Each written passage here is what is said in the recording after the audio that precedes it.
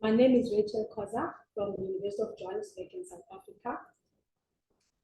My topic is digital transformation and inequality in South African secondary schools, affecting the implementation of our era relevant curriculum. Okay, this is what I'll discuss for the day. Firstly, I'm not going to give full definition of OIR because by now it's a very well-known topic. But what I want to discuss in there is, as OIR is characterized by the fusion of digital technologies transforming various aspects of society, including education. So it has shaped the way we learn, the way we do things since the introduction of OIR. Digital transformation has become a significant global trend in education, offering numerous opportunities for improved learning outcomes. So, as South Africa, it's also one of the countries there is digital, to keep up with the worldwide digital technology advancement, there's an urgent need to transform the curriculum in schools. And that is not only applied in South Africa, but globally. So there was a study that was done last year, that I did last year. That study was effective education relevant in the formal curriculum or for our era, a case study in South African secondary school. What I discovered in that study was our curriculum is not yet speaking to our, and we went then into different aspects that what is the effect of that, why we can't change our curriculum to speak to our our. So, okay, one of the challenges that we have discussed, firstly, there's different types of challenges, but we only for now covered the digital inequality in education. And COVID, when it came, it made it more evident because before then, we had digital divide when it comes to education. So we had so much challenge of digital divide, and especially when we talk about accessing the various resources and literacy levels when it comes to especially schools in secondary schools in rural areas where we still have challenges with so much infrastructure. So there's so much digital divide when it comes to. Okay.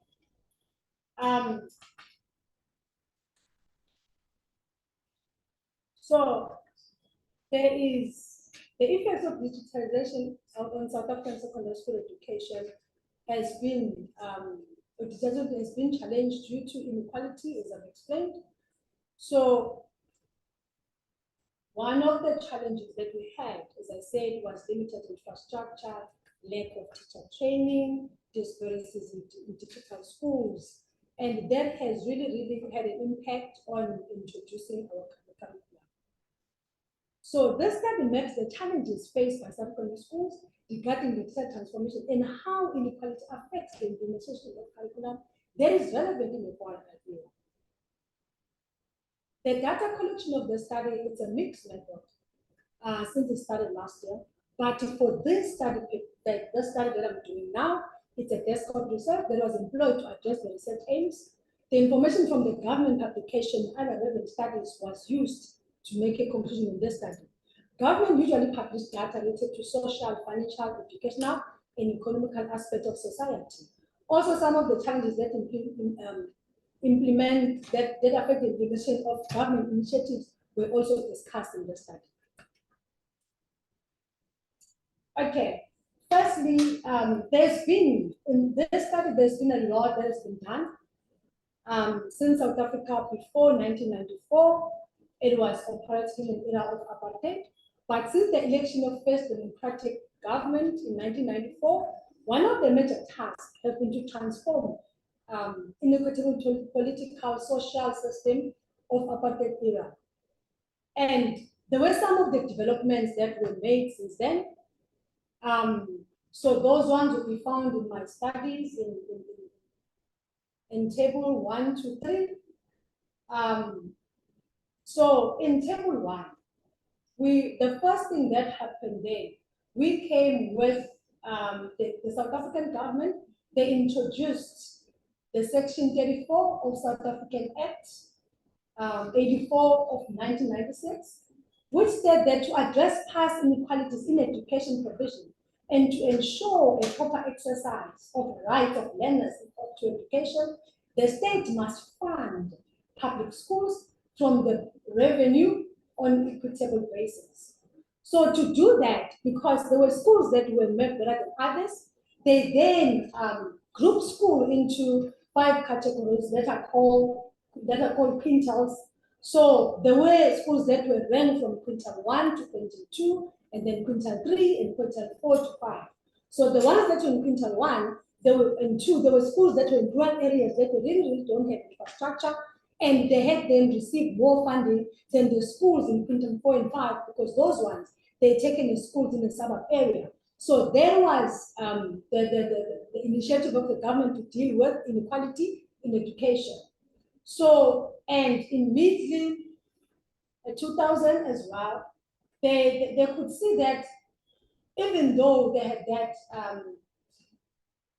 that category, but we were still faced with the problems of poverty, unemployment, inequality were still present. So government then had to make a further follow-up. When they did that, the expert committee examined both shortcomings and gains since 1994. They came up with diagnostic reports to see what further that can be done. So this is to say that they did recognize that there is inequality in education, hence they were doing all this. So around 2011, the government released a national NDP plan, that is Vision 2020-2030. So that was to then revamp or to come up with all 4R strategies that can help the country. Then in 2018, the Presidential Commission on Fourth Industrial Revolution, that PCA4R was established by the President, Khoza. The objective of PC4IR was to review South African position and ensure the country stays competitive in global 4R economy. So then in table 2, we then now, I discussed, this was the initiative. In table 2, I then discuss all the documents that are proving that are found in my study. So there's so many documents to show that there's so much that government has done in collaboration with other stakeholders to fight inequality in education. So further initiative and the reports that were there, they are in table 2. And then in table 3, I then discussed to say, you know what, we have the problem of inequality. It's still a challenge in South Africa. But over and above those challenges, we have challenges that are like the same as power supply and infrastructure instability. Because even though we can then now have the resources for IR, but we still have electricity problem, we still have infrastructure problem. So other challenges that were discovered as well over and above inequality were the problems of corruption when it comes to allocation of those resources. Because then, instead of those resources benefit those people that they're supposed to, there was something that was they were stolen in the process. And we also have high unemployment, maybe because of also power supply. Some of the companies are closing down, and that puts a strain. Then we have a lack of physical infrastructure, lack of digital skills. So there are, to make an example, where I'm coming from, it's a rural area in KZN, and in that school, I was helping the children to apply for a university. So then a child who has to apply, I need to give that child money like 70 rand to take a taxi, go to town, so that they can submit their CV, because they cannot do it on their devices. It's not suitable to do that, like the scanning and all those. It's a type of area where we're still facing. So let alone then now when you say the parents, they must now buy data, buy this, because we're still struggling in those kind of situations. Some of the schooling, one of the schools that I went to, the school does not have even the computers or a computer lab. So then it makes the children only have the access to their devices, that is their cell phones, if also they are also in a good condition. So when you talk about the skills as well, the same thing, the teachers that are in those schools, they are not on daily basis working with us, so then they don't have enough skills even to teach these children. As there's also limited awareness and relevance. So some they don't see it's relevant because they're in the rural area, so there's like nothing demanding until you then finish the matric, you then have to apply for the university or you go to university. So I had to teach one of the children to operate even a laptop, to say when you edit, you do this, because she went to university, I helped her to apply, she went to university, she got NSFAS, she got a laptop, but she could not operate a laptop. She doesn't know how to edit a document. Yes, university will be helping, but then the speed of them helping as well, it's a challenge. So those are other challenges over and above the inequality that we are facing. And my table 4 covered then some of the recommendations, because even though we have the problems, I believe that we can still do something about it. We can, no matter how small the contribution, but we can work towards solving the problem. So the table 4, it covered okay, well, table 4, I've discussed it. Table 5, it covered the recommendations. The recommendations is then that we need an infrastructure development. Investment should be made in improving internal connectivity, providing devices such as computers and tablets, and ensuring reliable power supply in all schools in disadvantaged communities. So this, it has been done to a lower level, so we need to better it. Also, teachers should receive a comprehensive training in digital literacy, technology integration, and core skills to effectively deliver the relevant curriculum. So in talking to this, okay, there's also a table that covered, I think it was table 4. Table 4 covered some of the studies that were done. There was a study that was done that was by Professor Dankiso on the team.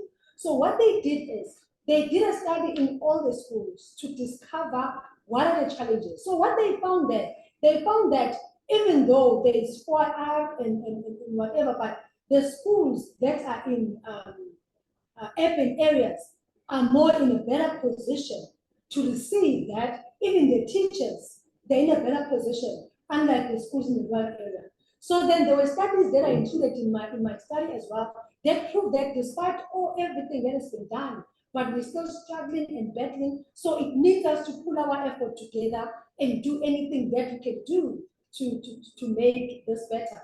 Teachers should receive a comprehensive training, and also there must be a public and private partnerships, collaboration between the government, private sector, organizations, NGOs, to put the resources and expertise and funding to bridge the digital divide. There must also curriculum adaptation.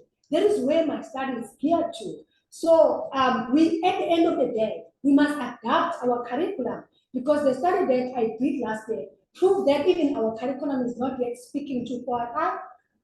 It's just a traditional curriculum. So we must adapt the curriculum. So in grade 1 to 3, the government has introduced robotics, but because of the infrastructure, it's not working well in certain schools. It's only on certain small schools where the kids are now doing robotics. So especially in schools where it's like Pitam 4 and 5, because they have their own resources. So, but in school in rural areas, it's very, very difficult to do, to introduce that curriculum. So then I had suggested last year that is done in grade 1 to grade 3. It must be rolled over to secondary school, but it needs us to have enough infrastructure to do that. And in conclusion, inequality in digital transformation poses a significant challenge in implementing a relevant curriculum in South African secondary school. Limited digital infrastructure, lack of access to technology, inadequate teacher training contribute to this inequality. Addressing these challenges requires a concerted effort of policymakers, educators, stakeholders to bridge the gap and ensure equitable access digital resources and opportunities for all students, including the students in rural areas. So the limitation of this study was the limitation of the study was a desktop research. So we still need to further the studies to do maybe the surveys, and so that we can really know what is there to implement. So this one was a general study to say this is what we're facing in South Africa. These were studies that were done. So, but further research is still needed in the study. Thank you so much for listening to my presentation.